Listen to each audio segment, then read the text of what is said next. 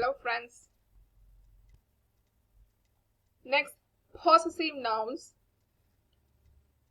Possessive nouns are used to indicate ownership. For example, John's book, Carrie's car, Grandma's mirror. Here you add an apostrophe and S.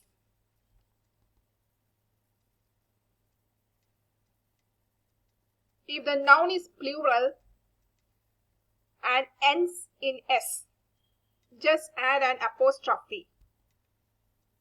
If two people own one thing, add the apostrophe and S to the second person only.